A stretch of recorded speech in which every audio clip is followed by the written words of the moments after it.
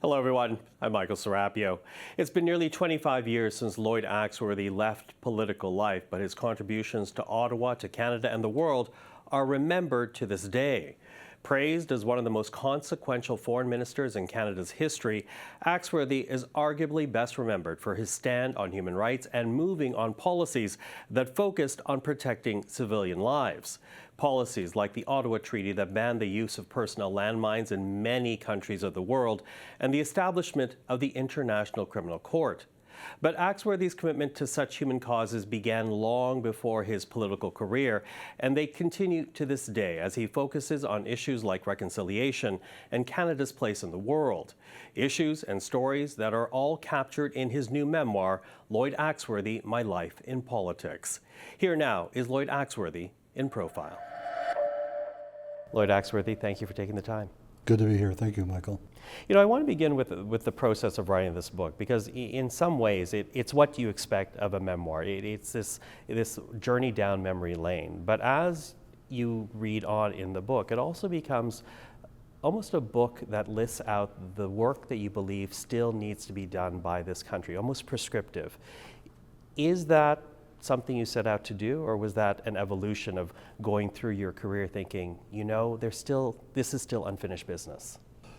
I think it's that really I discovered that as I started to write, that it opened up events that I had been part of, growing up in the war, things, but realized I had never taken the time to sit and reflect on it, to have a reckoning with it, to try to understand it better. So I think there's a French writer who says that you live the event and then you relive it when you write it, and it's a way of understanding a little bit better. And I found that probably the most sort of constructive things that I found myself doing some rethinking and going back about the things I could have done or should have done, and just how much I relied upon people. So it was a discovery.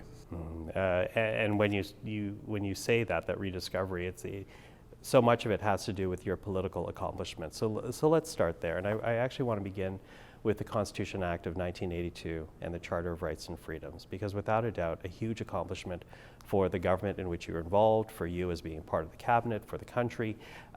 And you called it your finest moment. Yes. In the book. What makes the Constitution Act of 1982 your finest moment? Well, I think it was one of those moments in the history of Canada where we reframe or sort of comment about who we are. So we're not taking it for granted. We're not simply doing transactional exchanges. There was a time when for 2 or 3 years, the entire country had a debate. What kind of a country do we want to be? How do we protect this diversity that we take pride in? How do we, and the French-English sort of accommodation, which was entrenched in that, all of a sudden began to expand to women, to Indigenous people, to newcomers. And I found myself, as a Minister of Employment and Immigration, I had a portfolio where those issues were front and center, especially on the immigration issue. So it really was a turning point. I guess the academics would call it an inflection point, where a country really defines itself. And I think that, to me, to be part of that. I only had one other moment where I had that kind of epiphany, if you like, which is when I think I write about it in the book about being in Rome at the conclusion of the agreement of the Treaty on Rome of setting up the International Criminal Court. And I just recall going back to my hotel room and overlooking Rome at the time and saying, hey, for a guy from the north end of Winnipeg, and to go through this and to be part of a history-making event really is, it's a privilege. It's an incredible privilege. Mm-hmm. And yet, when you think about the Constitution, it has changed so many lives, in particular the Charter. You list out some of the groups that have had a positive impact from the Charter. But the Constitution Act also comes with the notwithstanding clause. Yeah. And in your book, you describe that clause as undermining the Charter. You're not alone in that criticism. What is your concern with the notwithstanding clause? Well, it was clearly a compromise. It was without it, there wouldn't be a charter. I think Jean Chrétien, in negotiating with sort of his counterpart said, this is it. I think the Prime Minister, Pierre Trudeau at the time, would have almost preferred a national referendum. I think that was his inclination. And my brother Tom, who worked in his office, confirms that there was really but the politics took place. But it was done in a context where that was still a time and an age where it wasn't just the written rules, but the people had a certain kind of internal constraint. There was a conventional wisdom, a conventional set of do's and don'ts. And the whole idea is that notwithstanding would be used only in the rarest of circumstances. And now it's simply become sort of a tool of provincial premiers to challenge and threaten, in my view, really undermining federalism in a really serious way. Mm-hmm. And that goes to another concern you actually have right now, this list of unfinished business, because you note in the book that no government has taken the invocation of the notwithstanding clause to court. It's not been challenged in court at all. Why do you think that is? Politics. I mean, and they know that there's pushback. I mean, we're a country that's really roiled up in many ways. I mean, I'm not part of that school of people out there who say that we're a broken society, but we're a distracted society. We're off our main game right now, and I think that is a problem. And part of that was that the federal government, and particularly because I'm a liberal, felt that liberal leadership over the years has been really important in helping to set those foundations in place. And I think we're letting them go a little bit. We're not challenging those who are trying to undermine it. I mean, I think I described in the book how I was a member of Parliament and a cabinet minister in Manitoba. I dealt with the premier of Manitoba named Sterling Lyon, who was a total and complete opponent of the Constitution, the Charter, and everything else. But we fought it out on the turf, and there was a political debate and discussion. That's what we need to have now. We shouldn't just be letting it silently creep away and hope something will not be disturbed. But I mean, just look at what's happening.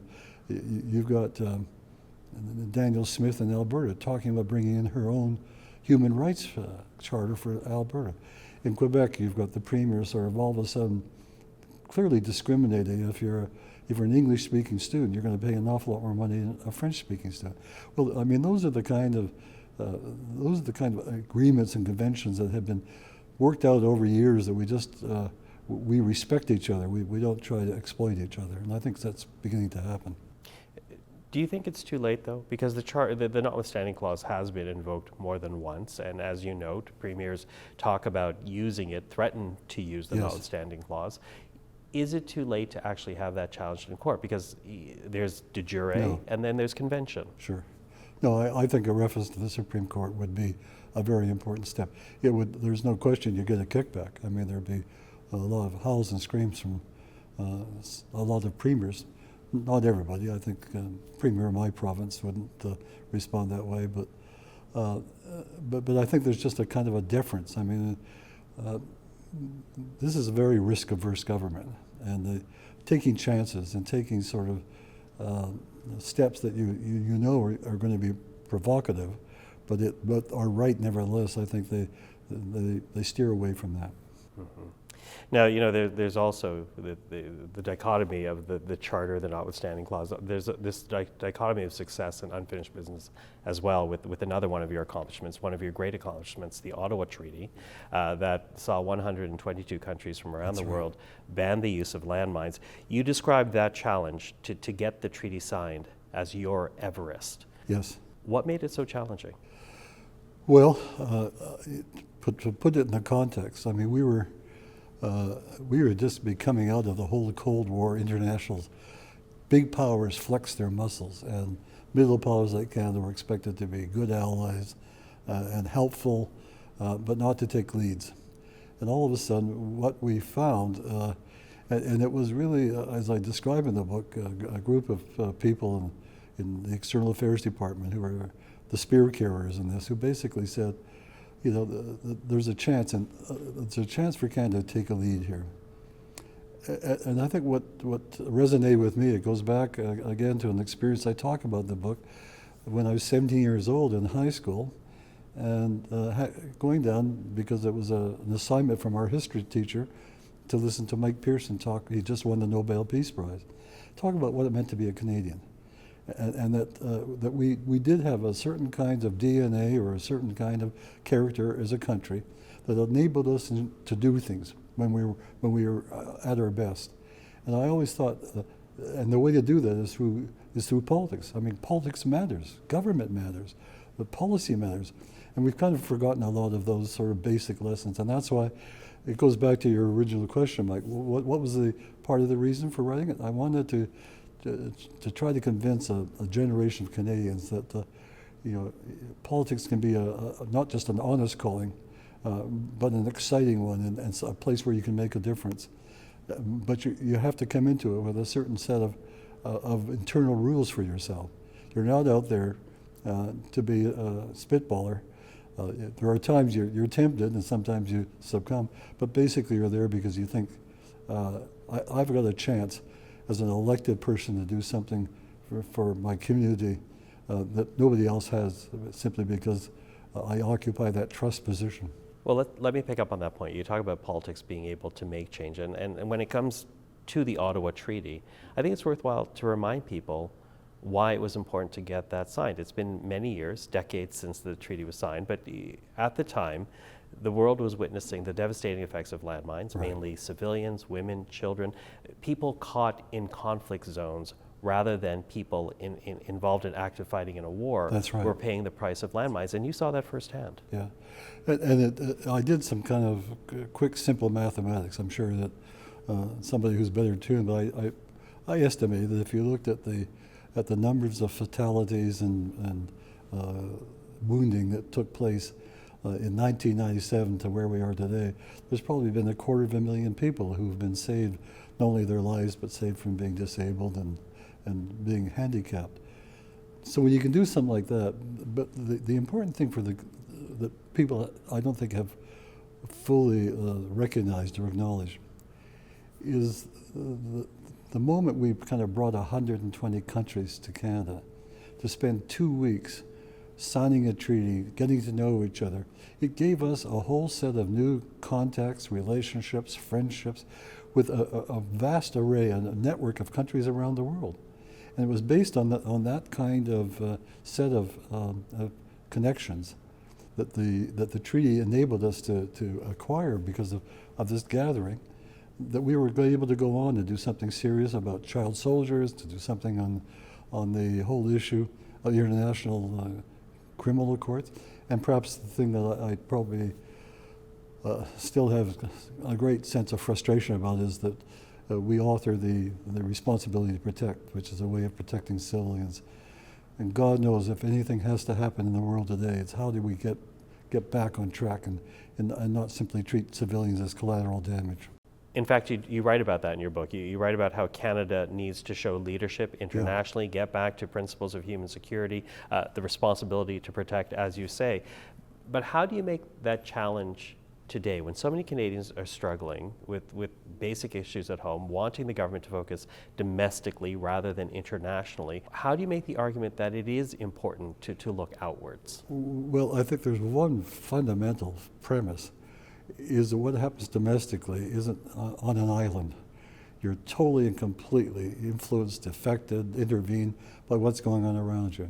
And I mean, I think that was the genius of Mike Pearson going back at the end of the Second World War, that our security as a group of people was dependent on what was happening in the world, that we could not sort of treat ourselves as some kind of independent force that had no relationship. We had to use our privilege as a country, our wealth, our smarts, our resources, to help build institutions that provided security for other people. Otherwise, we're going to be facing, and all of a sudden you see, let's use the migration crisis. I mean, that's a system that's coming apart. And I think Canada has a capacity to help change it. The council I work for, or chair, has talked about we need to have a regional approach to the whole movement of people from the southern Americas.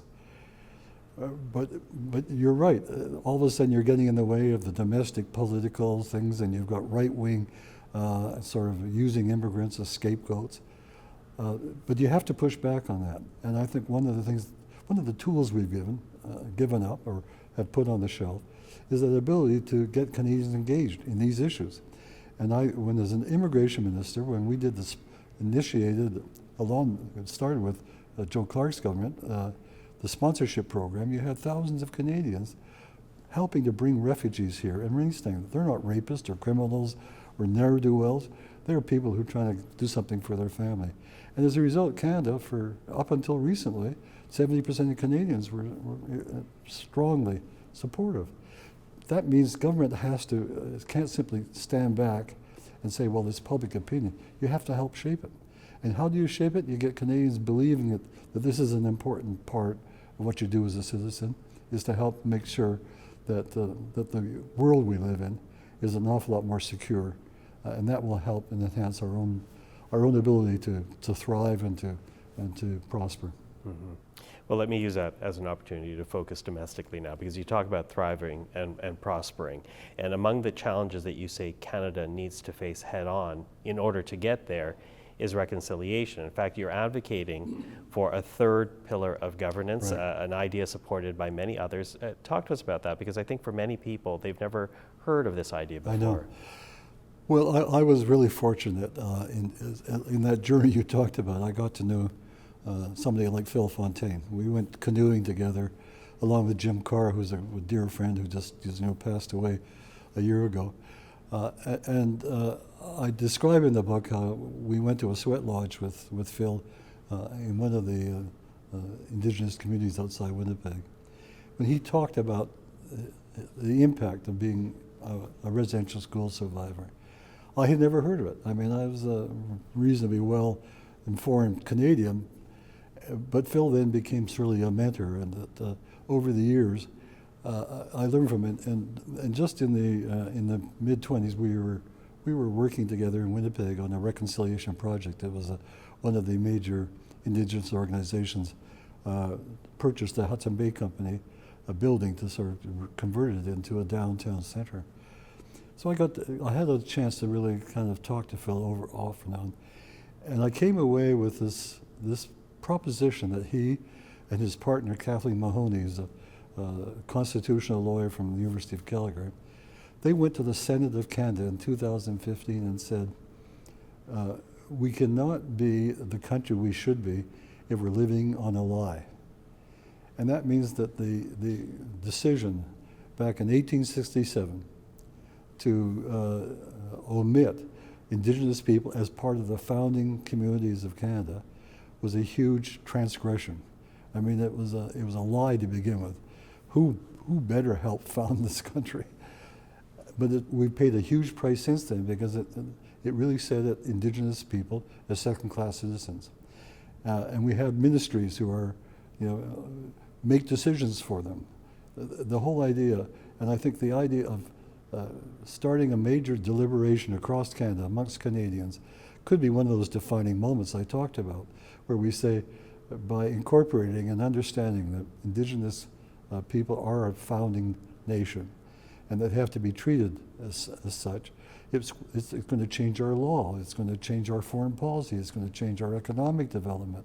It's got all kinds of implications that make us a much better and a more whole, complete country than we are right now. And to that, you say that Canadians will benefit from this, not just Indigenous Canadians, but all Canadians, because there are lessons to be learned, including lessons from the Haudenosaunee Nation. Right. Talk to us about what you mean by that.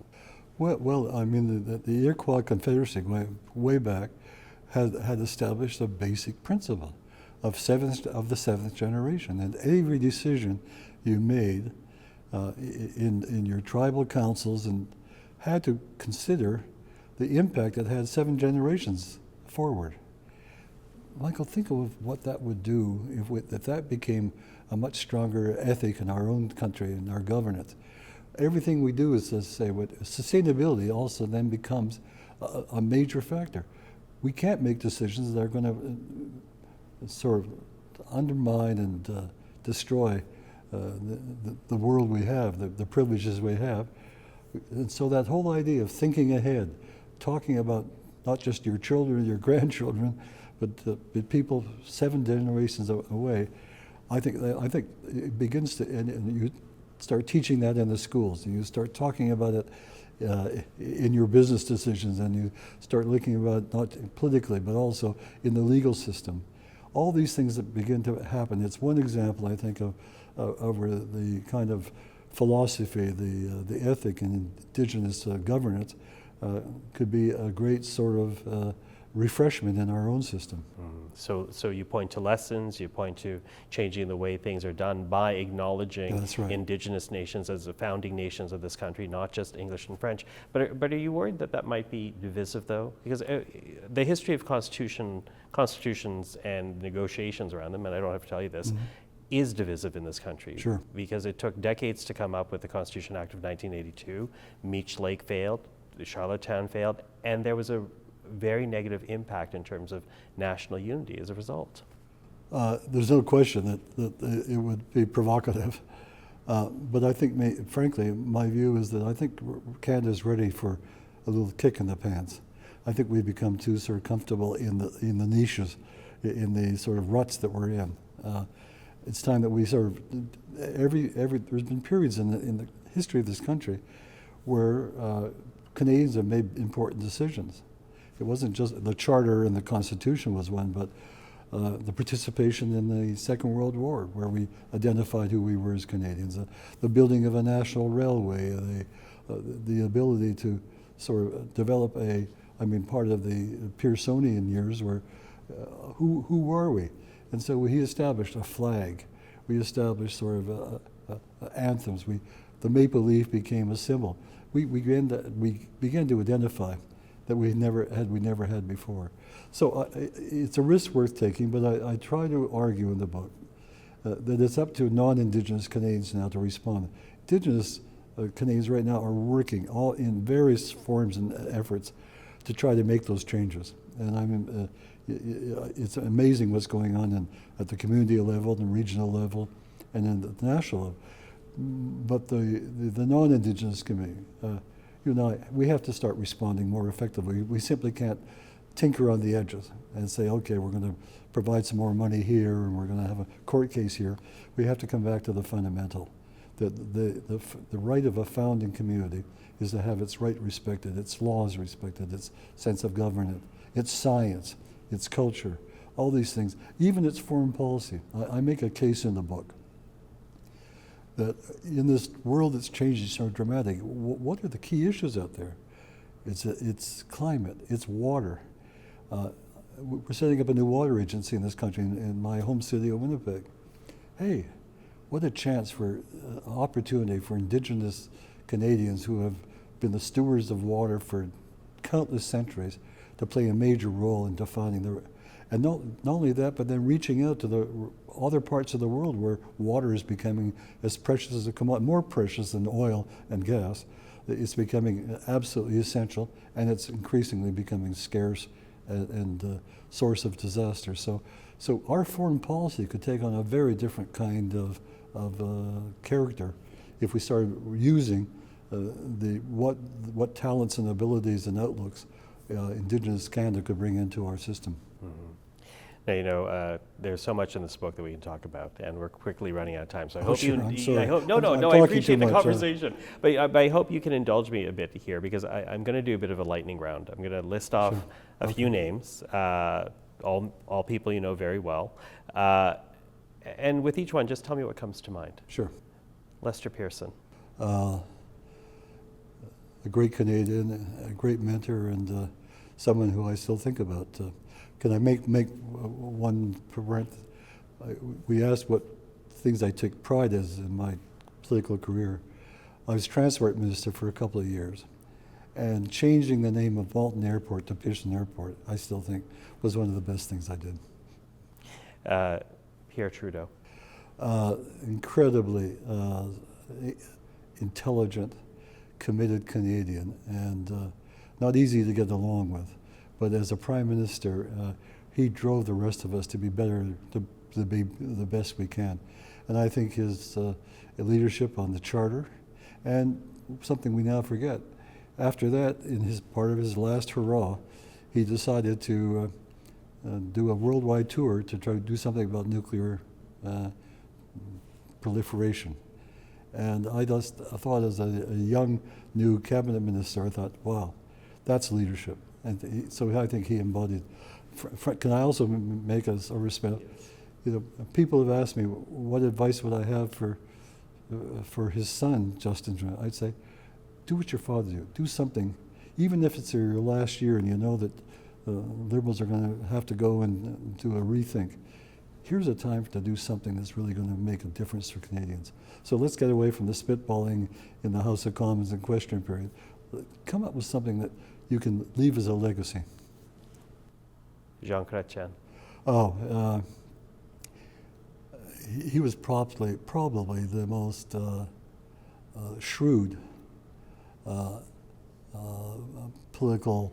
He had what I call a great political nose, but he was also, at a time when the Liberal Party and the Canada and country was going through some very major changes, the kind of whole neo-liberal idea of let's break down government, let's rely on the market. He had to do a balancing act in our party and our government, and he had all wonderful capacity to make sure that those of us who were on the Liberal wing of the party versus the, say, business wing of the party, were able to kind of work things out together. And the thing I say in the book is that an example of that was in the midst of the deficit cutting, which was just a major program priority of the government. He still allocated $100 million for us to do the landmine treaty. We owe him a great deal of credit for, because he really was a liberal internationalist in his own way. Again, I think he's in that top 5 prime ministerial rank. You mentioned Justin Trudeau, yeah, and what you think he should be doing at this point, but he is very intent on staying. Yes, every interview he's given, right, despite the fact apparently behind closed doors there are senior Liberals asking him, right, telling him it would be better off for the party if he were to leave. Do you think he should leave? That's a tough question, Mike. I mean, I think to begin with, if what you described is something I've sat next to him at some dinners and stuff. If he's going to stay, then don't stay because you're simply fighting to kind of hang on to power and to, kind of do what a lot of Canadians think they're tired of you doing. Going back to what I said, try to find something that you'll use that last year between now and then to really shift the sense. Election reform. I mean, that was a promise that the Justin Trudeau government's made at the outset, to fundamentally change our electoral system to make sure that a lot of people weren't being passed by, or there weren't major concentrations. What a change that would make. If he took on, a suggestion about starting to lay the foundations towards the idea of a third pillar for indigenous people. It won't be completed, but at least he's laying sort of the groundwork. I think Canadians, they still may vote against him, but they're going to recognize that what he spent his last year doing was doing something to put this country into a better space. Our thanks to Mr. Axworthy for that conversation. Again, his memoir is entitled Lloyd Axworthy, My Life in Politics. I'm Michael Serapio. Thank you again for joining us here on Profile. For everyone here at CPAC, thanks for watching. We'll see you again next time.